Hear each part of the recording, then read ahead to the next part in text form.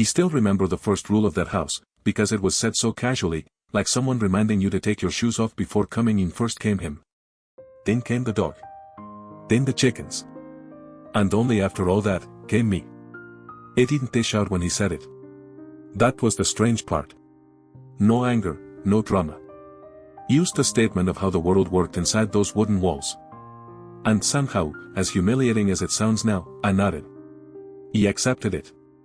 He even felt safe. That should tell you everything you need to know about the laugh I'd had before I walked into the place. My name back then was Eleanor Finch. People later shortened it to Ellie, like they were trying to make me smaller, easier to swallow. He was born with legs that never quite listened to me. Polio took hold when I was a child, and while it didn't kill me, it bent my joints slowly over time, reshaped my body into something people didn't want to look at for too long. Walking wasn't impossible. It was just noticeable. And being noticeable in a small town is worse than being invisible. By the time I was 10, kids had learned that I walked funny. By the time I was 15, adults had learned to look away. And by the time my parents died, the whole town had quietly agreed that I was someone else's responsibility. That someone turned out to be my older brother, Harold. He inherited the house, the land, the savings, everything our parents left behind. He inherited a small room at the back of his place and a silence that followed me everywhere I went. Harold wasn't cruel in the dramatic sense. He didn't yell much. He didn't hit me. He just decided, very early on, that I was an inconvenience he hadn't asked for. And his wife made sure I knew it. You can wash dishes, she'd say, placing them just a little too far for me to reach easily. You can fold laundry, she'd add, sighing as if even that was too much to expect. They never said I was a burden. They didn't have to. Every look did that for them. The town followed their lead. Shopkeepers pretended not to see me. Neighbors crossed the street. Kids threw stones sometimes, not hard enough to seriously hurt, just hard enough to remind me where I stood. The only place I ever felt like myself was the old house my mother had left me in memory. A small place with a yard and crooked fence, nothing fancy, but it smelled like bread and sunlight and safety. He held onto that place like a lifeline, even though I didn't own it anymore. One afternoon, Harold sold it. He didn't ask.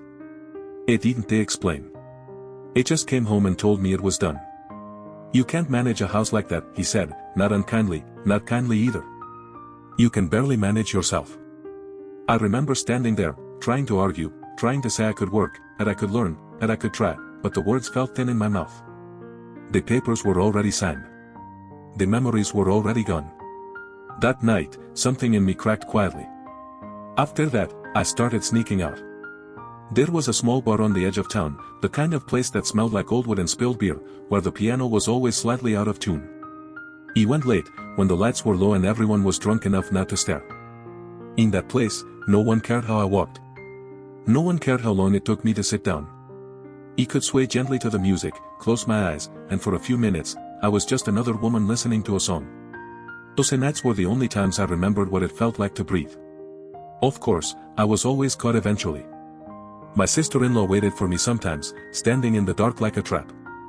There were lectures. Warnings. A lot of talk about shame and reputation. That was when I started thinking about leaving. Not dreaming. Not hoping. Just thinking. Like a quiet plan that lived somewhere behind my ribs. The opportunity came on a Tuesday morning at the grocery store. He overheard a fisherman talking to the cashier about needing help around his place. He had posted a handwritten notice by the door, big enough for anyone to see. House help wanted. Room included. He waited until he left, my heart pounding like I was doing something criminal, and carefully took the paper down, folding it into my coat pocket as if it might shatter. His name was Thomas Hale. His house was a few miles outside town, past the places where people stopped pretending to be polite. He dressed in my best clothes that afternoon, the ones I'd been saving for no particular reason, and even put on a pair of heels, which was a terrible idea, but I wanted to look capable. Normal. It took me nearly 2 hours to walk what should have been 30 minutes. By the time I reached the house, my legs were screaming, my hands shaking as I knocked on the door. When it opened, I almost wished it hadn't. Thomas Hale looked exactly like the kind of man you didn't approach unless you had to.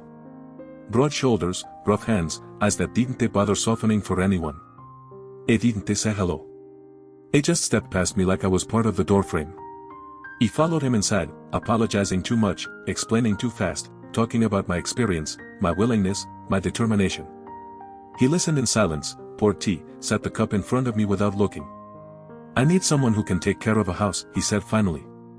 "Not someone I have to take care of." The words didn't take cruel. They were practical. Honest. He nodded, already feeling the rejection settle into my bones. He walked me back to the door. "Outside," I hesitated. "The road back is long," I said quietly. "The kids sometimes throw stones." He didn't say anything. He used to walk me to the bridge at the edge of his land and waited until I crossed safely before turning away. He thought that was the end. That night, though, something changed for him. Or maybe it had already been changing for a long time.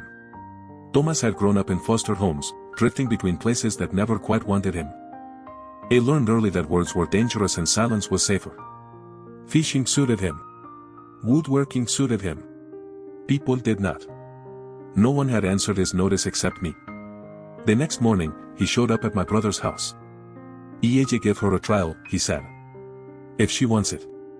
"I don't think Ibe ever packed so fast," in my laugh. My sister-in-law laughed. My brother looked relieved. Neither of them hugged me goodbye. When I sat in Thomas' old red truck, watching the town disappear behind us, I smiled. Used a little. Used enough to know I was alive. He told him I didn't need much pay. Used food, a place to sleep, and a few coins a week. He nodded, like it made sense. The first day, I worked until my hands hurt and the sky went dark. And when he came home, tired and irritable, he accused me of touching his things, of not cleaning properly, of cooking food he hated. By nightfall, he told me to leave.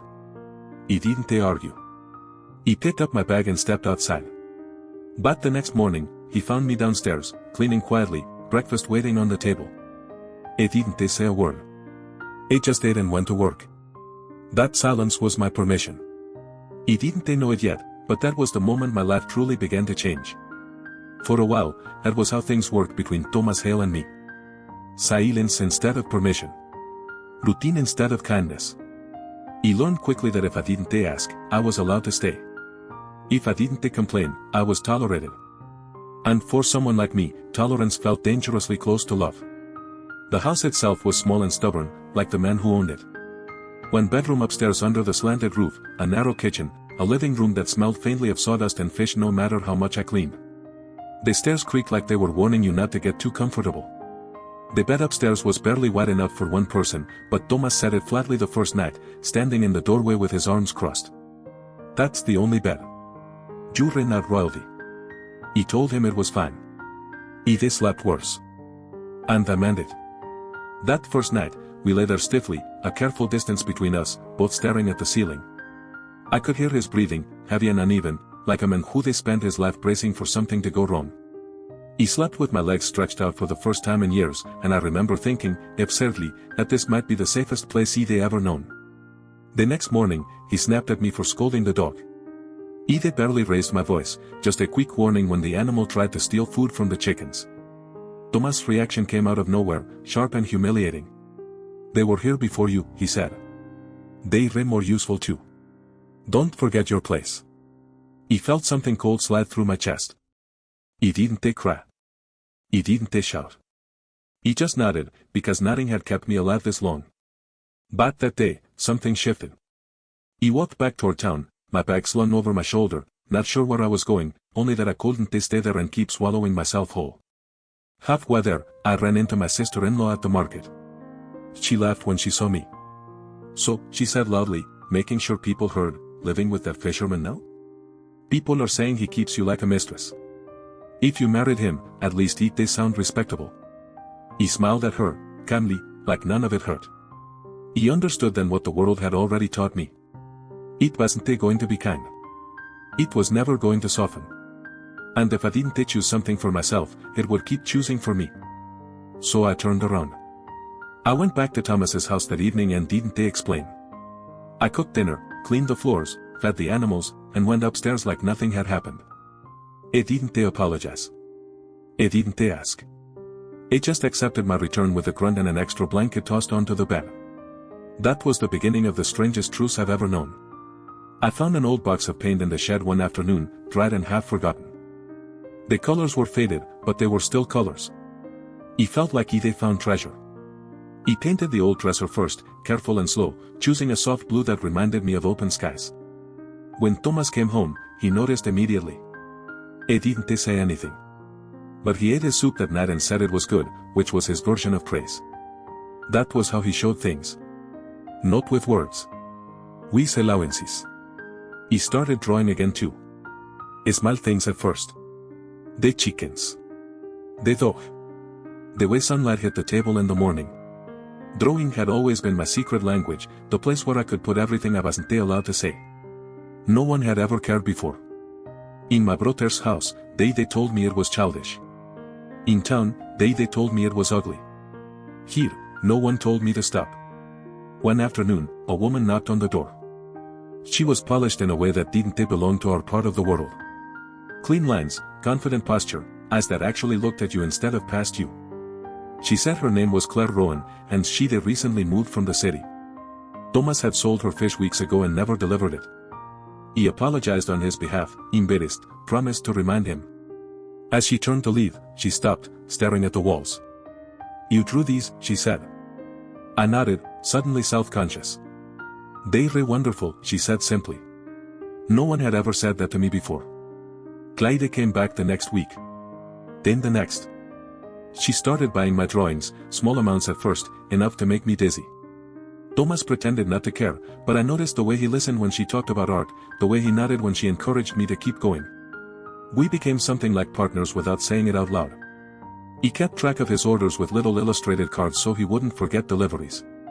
He stopped snapping when I spoke. Sometimes, he even laughed, surprised by his own sound. One night, lying beside him, I told him about the child Eve lost years ago. About how they'd taken her while I slept, telling me she was malformed, telling me it was for the best. "I want a marriage," I said quietly. "Not because of appearances. Because I need to belong somewhere." He didn't answer. He turned away. Nothing happened that night. But after that, he started taking me with him when he delivered fish. He pushed me in a small cart when my legs couldn't handle the distance. He let me speak for both of us when numbers got confusing. He didn't say thank you, but he didn't stop me either. His spleen came slowly, like it was unsure if it wanted to stay. We married one morning without witnesses, without music, without anything that made sense to anyone but us. He wore his cleanest shirt. He held wildflowers. The clouds moved overhead like they were part of the ceremony. For a while, happiness looked like that. Quiet. Unremarkable. Real. And then my past came knocking again. But that's a story that needs its own breath. It came in the form of a letter, folded too neatly, my old name written on the front in handwriting I hadn't seen in years, the kind that leans a little to the right like it's always in a hurry to get somewhere else. He knew who it was from before I opened it, my hands already shaking, my stomach already tight, like my body remembered things my mind had worked hard to forget. Thomas was out on the water when it arrived. He sat at the kitchen table for a long time, just staring at the envelope, listening to the dog breathe at my feet, listening to the house creak the way it always did, like it was alive and waiting for me to decide something important. The letter was from my brother. He wrote as if no time had passed, as if we'd parted on good terms, as if he hadn't stood there years ago while his wife told me I was useless, while they signed papers I didn't understand, while they told me I was lucky they'd taken me in at all. He said his wife was sick. He said they needed help. He said family was family. There was no apology. There never was. I folded the letter back up and felt something unexpected rise in my chest, not fear this time, not shame, but a strange, quiet anger, the kind that don't scream, the kind that just stands up straight for the first time. When Thomas came home that evening, sunburned and tired, I handed him the letter without explaining. He read it slowly, once, then again. He didn't swear. He didn't throw it down. He just set it on the table and looked at me in a way I hadn't seen before. "What do you want to do?" he asked. Not what should you do. Not what do they expect you to do. What do you want? He opened my mouth and realized I didn't know how to answer that question yet. So I said the truth. "I don't know." He nodded like that was enough. Like not knowing was allowed. They came a week later, my brother and his wife, stepping out of a rented car that looked too clean for our gravel driveway. His wife looked thinner, sharper, her eyes still measuring everything. My brother looked older, softer in a way that didn't make him kinder. She smiled when she saw me, the same smile they always used, the one that never reached her eyes. Well, she said, looking around, you've landed on your feet, I suppose. Thomas stood beside me, silent, solid. Didn't they put his arm around me? Didn't they need to? His presence was enough. They stayed for dinner. She criticized the food. I asked questions that felt more like accusations. How was I earning money? Who paid for what? Whether Thomas had plans to expand the business. At one point, she laughed lightly and said, you always were good at finding men to take care of you. Something in me shifted then. Not loudly. Not dramatically. Just enough. I take care of myself now, I said. My voice didn't shake. Thomas and I take care of each other. The table went quiet. My brother stared at his plate. His wife's smile froze, then tightened. Later that night, she came upstairs where I was folding laundry. She closed the door behind her.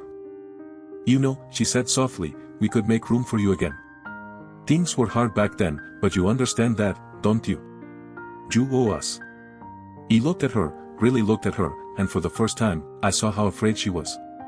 Afraid of losing control. Afraid of not being needed. Afraid that the world might not bend for her forever. I don't owe you anything, I said. And I'm not coming back. Her face hardened. She left without another word. They were gone by morning. After that, the house felt different. Lighter. Like something heavy had finally been carried out and set down for good. Months passed. My drawing sold more. Clyde helped me get a small exhibit in town. People they never spoken to before stopped me on the street to say they liked my work. He learned how to sign my name without feeling like I was stealing someone else's identity. Thomas changed too, slowly, awkwardly, like a man learning a new language late in life. He started telling stories about his mother, about the storm that took his father, about how they learned that loving people meant losing them. One night, as we lay in bed listening to the wind outside, he said, almost to himself, I never thought I'd be good at this. Being married. He turned toward him. You are, I said. You just don't do it loudly. He laughed, a real laugh this time, and reached for my hand. Years later, when people ask me how it all happened, how I went from being someone no one wanted to someone who built a life that felt like mine, I never know how to answer. There was no miracle. No single moment where everything changed. It was 100 small choices. Turning back instead of walking away. Picking up a pencil again. Saying no for the first time. Letting someone stand beside me without shrinking myself to fit. I still have days where the old voices come back, telling me I'm only tolerated, only temporary. But now I know how to answer them. I look at the house that creaks and holds us anyway. I look at the man who learned how to stay. I look at the drawings on the walls, the proof that I existed, and I mattered. And I remind myself that belonging isn't something you beg for. It's something you build, quietly, patiently, until one day you realize you're already home. If you made it this far, thank you for staying with me through this story. I'd love to know what you think, whether you've ever had to choose yourself when no one else would, or if there was a moment in your life when you finally stopped running. Share your thoughts in the comments, and if this story meant something to you, don't forget to like and share it with someone who might need to hear it too. Thanks for listening, and see you in the next one.